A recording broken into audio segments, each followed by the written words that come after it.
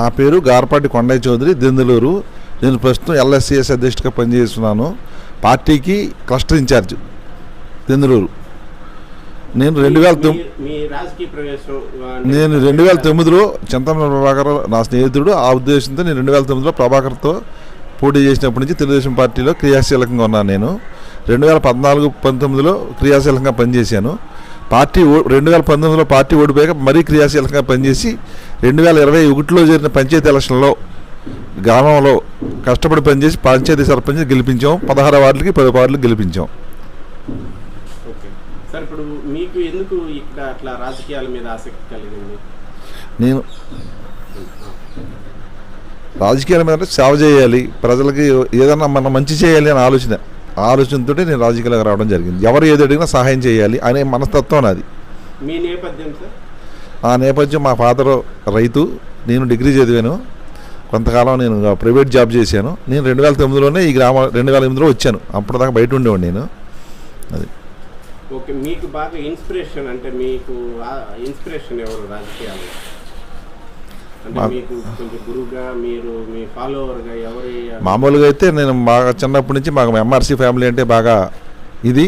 మేము చిన్న చదువుకున్నప్పటి నుంచి కూడా మాగంట చౌదరి గారు అంటే. తర్వాత ప్రభాకర్ నా స్నేహితుడు, అతనితో పాటు నేను కూడా క్రియాశీలంగా ఉన్నాం. సార్, ఇప్పుడు మరి మీ ఈ జర్నీలో మా ఊర్లో మటపర్తి కూనేరావు గారు నాకు ఆయన ఉండేవారు. ఆయన దగ్గర 30 సంవత్సరాలు పంచాయతీ సర్పంచ్గా పనిచేశారు. ఆయన అంటే నాకు చాలా ఇన్స్పిరేషన్. చెప్పాలంటే ఒక రకంగా ఆయన కూనేరావు మటపర్తి. సార్, ఇప్పుడు మరి ముఖ్యంగా మీరు ఈ దెందులూరు నియోజకవర్గంలో ఒక ప్రముఖ నాయకులుగా, క్రియాశీల నాయకులుగా, అతి తక్కువ కాలంలోనే మీరు మంచి పేరు పొందారు. క్రియాశీలకంగా మంచి యాక్టివ్ లీడర్గా. మరి మీకు మీ రాజకీయ ప్రస్థానంలో ఎప్పుడైనా సరే మీకు ఆటుపోట్లు, కష్ట నష్టాలు మీరు ఏమైనా ఫేస్ చేశారు? రాజకీయం అంటేనే ఆటుపోట్లు, కష్ట నష్టాలు. అవి లేకుండా ఎలా నడుస్తుంది? రాజకీయం నడవదు కదా. 1924 మధ్యలో చాలా ఇబ్బందులు పడ్డాం. అయినా సరే అంత వ్యతిరేకతలో కూడా మేము దెందులూరులో పార్టీని గెలిపించుకోగలిగాం. ఎంత కష్టపడ్డామో, ఎంత నష్టపోయామో మీరు తెలుసుకోవచ్చు. ఇంత పెద్ద పంచాయతీలు, మేజర్ పంచాయతీలోకి వెళ్ళటం అంటే చిన్న విషయం కాదు. ఒక ఎంపీటీసీ కూడా గెలుచుకున్నాం మా ఊర్లో, 3 ఎంపీటీసీల్లో. అదండి సార్. మరి కూటమి ప్రభుత్వం వచ్చి 15 నెలలు అవుతుంది. మరి సుపరిపాలన తొలడు కానీ మొదటి సంవత్సరం పూర్తి చేసుకున్నారు. మరి మీరు ఇచ్చిన వాటిల్లో ఈ మరి సుపరిపాలన ఈ సంవత్సర కాలంలో, ఈ 15 నెలల కాలంలో మీరు ఇచ్చిన హామీలు కావచ్చు, ఎంతవరకు నెరవేర్చారు? మేము సూపర్ 6లో 5 హామీలు అప్పుడే నెరవేర్చామండి. ఇంకొక హామీ ఉంది, అది సంక్రాంతి నాటికి నెరవేరుస్తామని చెప్తున్నారు చంద్రబాబు గారు. అది కూడా పూర్తయితే మొత్తం మేము సూపర్ 6 పూర్తి చేసినట్టే. మాకు ఇప్పుడు సూపర్ 6 సూపర్ హిట్టే. ఇప్పుడు జగన్ లాగా మేము 5 సంవత్సరాలు ఇవ్వాల పెన్షన్, 5 సంవత్సరాలు నెలకు 200, సంవత్సరాలకు 250 చెప్పిన ఇవ్వాల్సిన ఒకసారి ఇచ్చాం. కేవలం ఒక 10%, 15% ఆడబిడ్డ నిధి అనేది ఇవ్వాల్సి ఉంది. అది కూడా తొందరలో భర్తీ చేస్తాం. డెఫినెట్గా మేము అనుకున్న సూపర్ 6 అయితే గ్యారంటీగా మేము పూర్తి చేస్తాం. మరి గత ప్రభుత్వంలో అప్పులు అవుతున్నాయి, అప్పులు చేసి బట్టలు నొక్కుతున్నారని చెప్పేసి మరి మీ పార్టీ వాళ్ళు విమర్శించారు. మరి ఇప్పుడు వాళ్ళు 10 రూపాయలు ఇస్తే మీరు 50 రూపాయలు ఇస్తున్నారు సంక్షేమ పథకాలకి. మరి ఇప్పుడు మీరు కూడా అప్పులు చేస్తూ ఉన్నారు. మరి ఎలా ఇది? అప్పులు అంటే మేము ఇప్పుడే మొదలు పెట్టాం. మా ప్రభుత్వం వచ్చి 15 నెలలు అయింది. మేము అంతా డెవలప్మెంట్ చేస్తున్నాం. రాజధాని విషయంలో కానీ, పోలవరం విషయంలో కానీ అన్నీ డెవలప్ చేసినప్పుడు ఫలాలు రావడానికి కొంచెం టైం పడుద్ది. అభివృద్ధి ఫలాలు అందగానే ఈ అప్పులన్నింటినీ కూడా వెనక్కి తగ్గిస్తాం. ఇప్పుడు మాకు కట్టేది వడ్డీలు కడతాం ఎక్కువైపోతుంది. లెక్కర ఇవ్వనివ్వనని చెప్పిన జగన్మోహన్ రెడ్డి 25,000 కోట్ల రూపాయలు అప్పు తెచ్చున్నాడు లెక్కర మీద.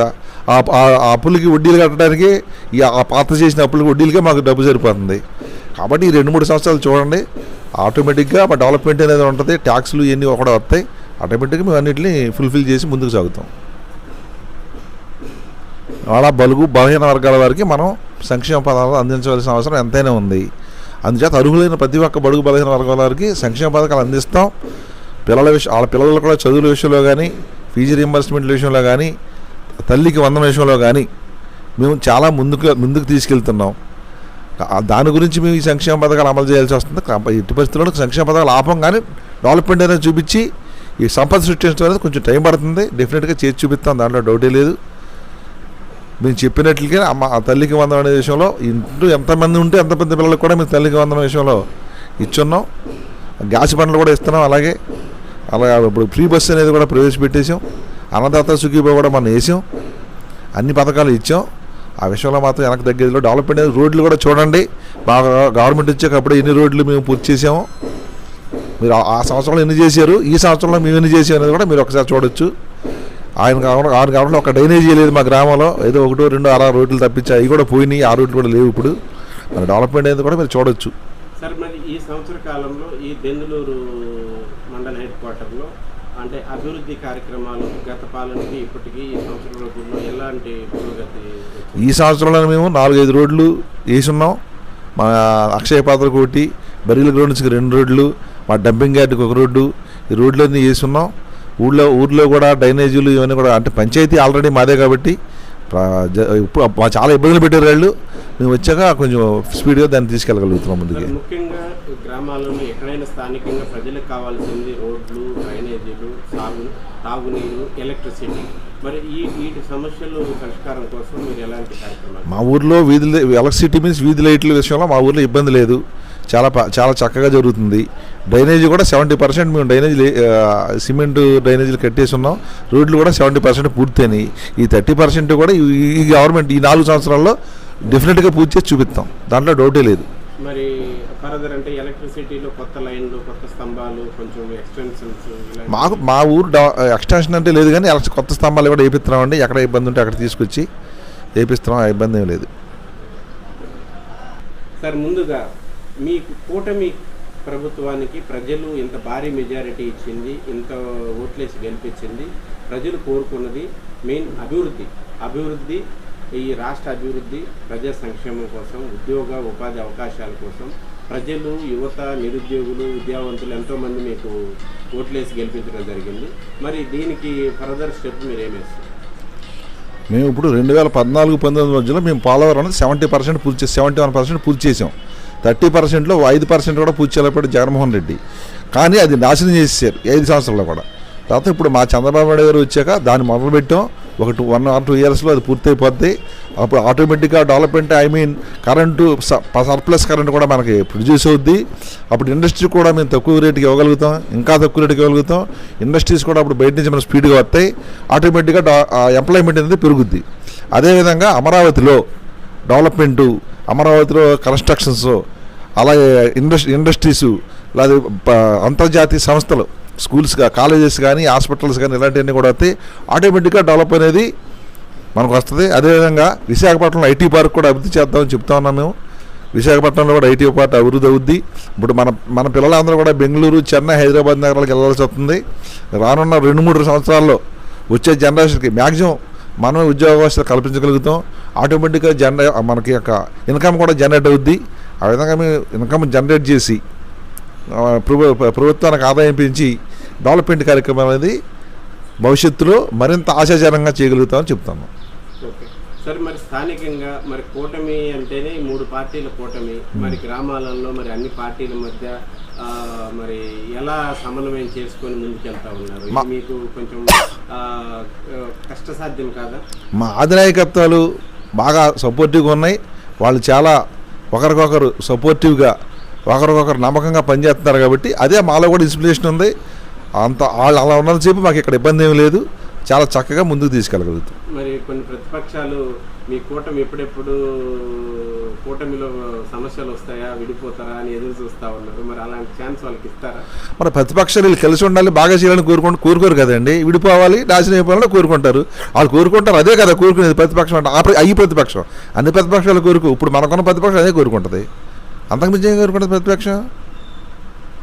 వాళ్ళు కోరుకోకపోతే తప్పు.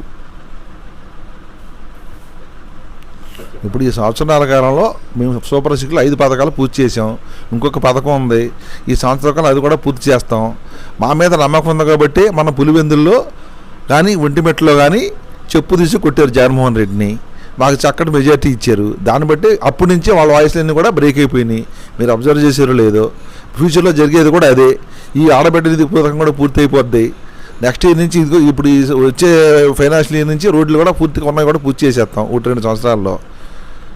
ఏ అభివృద్ధి పని అయితే ఆగదు. వాళ్ళు అలాగే చెప్తూ ఉంటారు, ప్రతిపక్షం నాకు అలాగే చెప్తూ ఉంటారు. వాళ్ళ పని విషయం చెప్పటమే. మీరు మొత్తం మొన్న అమరావతి మునిగిపోయిందని మొత్తం ప్రచారం చేశారు. ఎక్కడా ఏమీ మొలగలేదు. ఆ గోదావరి పక్క నుంచి ఫోటోలు తీసుకుని వాళ్ళు దీంట్లో పెట్టారు. వాళ్ళు ఎంత అధ్వానంగా ప్రవర్తిస్తారో ప్రజలు కూడా గమనిస్తూనే ఉన్నారు. కాబట్టి అంటే వాళ్ళ గొయ్యి వాళ్ళే తీసుకుంటున్నారు. మేమేం చేయక్కర్లా, మా పని మేము చేసుకుంటూ పోతాం. ప్రజలకి కావలసిన మౌలిక సదుపాయాలని కల్పిస్తాం, కావాల్సిన అభివృద్ధి సంక్షేమ పథకాలన్నీ ముందుకు తీసుకెళ్తాం. మా కూటమి ప్రభుత్వం ఇంకా 15 సంవత్సరాలు డెఫినెట్గా రాష్ట్రంలో పరిపాలన కొనసాగుతుంది. జగన్మోహన్ రెడ్డి అనే అతను అధికారంలోకి వచ్చే ప్రసక్తే లేదు. వీళ్ళు ఎంత మేకపోతు గాంభీర్యాలు ప్రదర్శించినా, మైకులకి ముందు వచ్చి ఎంత అరిచినా ఎవరో నమ్మే పరిస్థితులు లేరు. జనం కూడా నమ్మరు, అది మాత్రం గ్యారంటీ. ఇంకొచ్చి శాంతి భద్రత విషయంలో మా అధినాయకులు చాలా స్ట్రిక్ట్గా ఉన్నారు. ఎటువంటి అసాంఘిక కార్యక్రమాలు జరగడానికి కూడా ఒప్పుకోవట్లేదు. ఇదివరకు ఒక స్థానిక నాయకుడు, ఒక చిన్న నాయకుడు వెళ్ళి పోలీసులను బెదిరించే స్థితి ఉండేది. ఇవాళ ఆ పరిస్థితి లేదు. ఎవరైనా చక్కటి న్యాయం చేస్తున్నారు పోలీసులు. వాళ్ళు అనేది ఎక్కడ పేకాట క్లబ్లు కానీ, కోడి పందాలు కానీ ఎక్కడా లేకుండా చాలా సమర్థవంతంగా అరికడుతున్నారు. రోడ్డుయిజం, ఇళ్ల మీదకి వెళ్ళి కొట్టడాలు అలాంటివి ఏమి లేవు. మీరే చూస్తున్నారు. అది ప్రజలకు కూడా తెలుసు. చాలా ప్రశాంతమైన వాతావరణంలో రాష్ట్ర ప్రభుత్వం ఉంది. కావాలని వాళ్ళు అక్కడక్కడ గొడవలు సృష్టించి ఏదో చేయటం తప్పితే అది అందరూ గమనిస్తూనే ఉన్నారు. ఈ విషయంలో శాంతి భద్రత విషయంలో మాత్రం ప్రభుత్వం చాలా బేసిక్గా పనిచేస్తుంది. వచ్చేసి మీరు ఇసుక సంబంధించి మన ప్రభుత్వం ఫ్రీగా ఇసుకుతుంది. ఓన్లీ మీ ట్రాన్స్పోర్ట్ ఛార్జెస్ మాత్రం అవుతున్నాయి. ఇప్పుడు ఎవరో మీన్స్ వీళ్ళు తాపీ పని వాళ్ళు కానీ, వడ్రంగి పని వాళ్ళు కానీ, పెయింట్లు వేసేవాళ్ళు కానీ, అందరికీ రాడ్ బెండింగ్ వాళ్ళు కానీ అందరికీ పని పూర్తిగా ఫుల్గా ఉంది. చాలా హ్యాపీగా ఉన్నారు అందరూ. పనులు కూడా చాలా శరవేగంగా కొనసాగుతున్నాయి. ఏ మెటీరియల్కి ఇబ్బంది లేదు, ఇసుకకి ఇబ్బంది లేదు, సిమెంట్కి ఇబ్బంది లేదు, ఐరన్కి ఇబ్బంది లేదు. అన్ని మెటీరియల్స్ ఎవరికి కావాల్సిన తగ్గట్టు వాళ్ళు తెచ్చుకుని పనులు చేసుకుంటున్నారు. అందరికీ కూలీలకు కూడా మంచిగానే పనులు దొరుకుతున్నాయి. ఈ సంవత్సరం వర్షాలు కూడా సమృద్ధిగా కురిసినాయి, నదులన్నీ నిండినాయి. ఇప్పుడు మా పట్టిసీమ చాలా వరప్రదాయనిగా మారింది మాకు. మా ఊర్లో పట్టిసీమ లేకపోతే నిజంగా ఒక ఎకరం కూడా ఊడ్చే పరిస్థితి ఉండదు. ఆ పట్టిసీమ వల్ల చాలా ఉపయోగం ఉంది. రైతులు, కూలీలు అందరూ కూడా చాలా హ్యాపీగా ఉన్నారు. దాంట్లో డౌట్ లేదు. రేపు సెప్టెంబర్ 2వ తేదీ మన ఉప ముఖ్యమంత్రి పవన్ కళ్యాణ్ గారి పుట్టినరోజు సందర్భంగా వారికి మా హృదయపూర్వక జన్మదిన శుభాకాంక్షలు తెలియజేస్తున్నాం.